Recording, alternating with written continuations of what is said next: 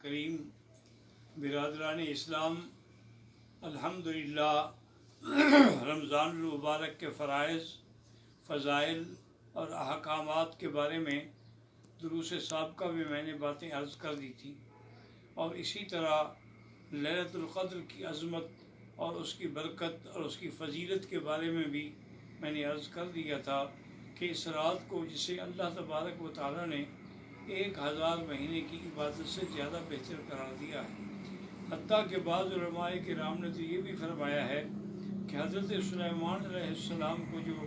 اقتدار ملا تھا وہ 500 مہینے کا تھا،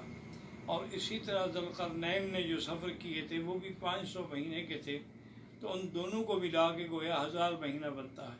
تو اللہ تبارک و تعالیٰ نے حضور کو لیلۃ القدر کی عظمت کے طور پہ وہ 1000 مہینے سے افضل رات قرار دے دی، اور یہ بھی حضور نے فرما دیا کہ تحروا فی العشر الاواخر، رمضان شریف کے آخری 10 دنوں میں اس کو تلاش کرنے کی کوشش کرو۔ اور اسی طرح رمضان المبارک میں ایک اہم عبادت ہے جسے تراویح کہا جاتا ہے۔ ایک تو یاد رکھیں کہ بہت سارے لوگوں میں اختلاف ہے، بعض لوگ تراویح اور تہجد کو ایک سمجھتے ہیں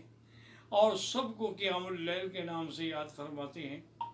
اور بعض علماء فرماتے ہیں کہ اصل میں بات یہ ہے کہ جو نماز سارا سال تہجد کہلاتی تھی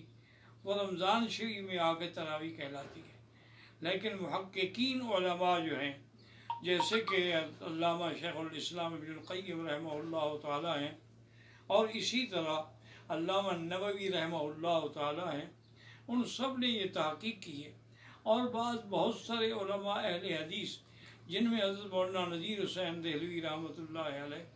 اور دیگر علماء کرام ہیں، انہوں نے فرمایا ہے کہ نہیں، تراویح ایک الگ عبادت ہے اور تہجد ایک الگ عبادت ہے۔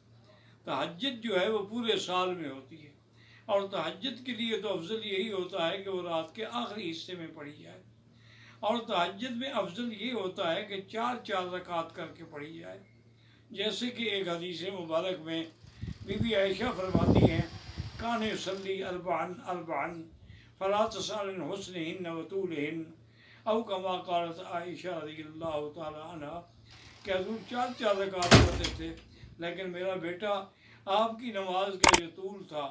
طول قرات تھا، اور اس میں جو حسن تھا، اس میں جو حلاوت تھی، اس میں جو ایمانی جذبات تھے، اس کا آپ کیا تصور کر سکتے ہیں؟ کون ہے جو حضور صلی اللہ علیہ وسلم جیسی نماز پڑھ سکے؟ تو اس لیے تہجد ایک الگ چیز ہے۔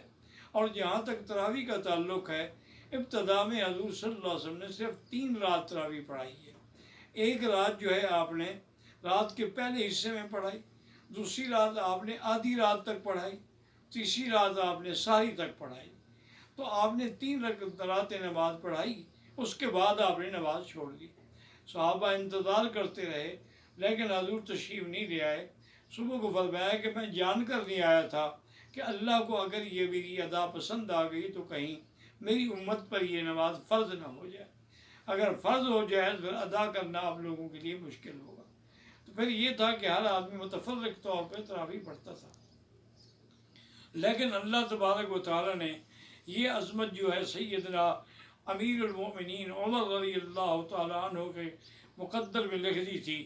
کہ آپ نے تمام لوگوں کو جمع کیا، اور حضرت ابی بن کعب جو تمام صحابہ میں سب سے بڑے قاری تھے،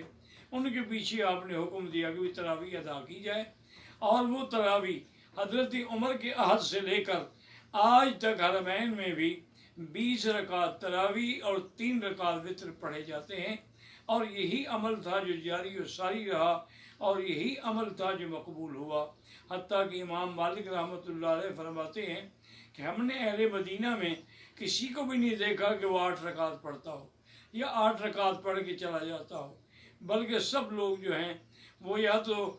20 رکعت تراویح اور 3 وتر پڑھتے ہیں، یا کبھی کبھی بعض مالکی علماء 36 رکعت بھی پڑھتے تھے۔ وہ کہتے کہ مکے والوں کو ترویہ میں طواف کرنے کا موقع مل جاتا ہے، لیکن مدینے والوں کے لیے تو اس لیے اگر ہم زیادہ پڑھ لیں گے تو کیا ہے، کیونکہ اصل مقصود تو قیام رمضان ہے کہ من صام رمضان ایمانا و احتسابا غفر له ما تقدم من ذنبه ومن قام رمضان ایمانا و احتسابا غفر لہ ما تقدم من ذنبہ۔ اور اسی طرح میرے ایک بزرگ ہیں،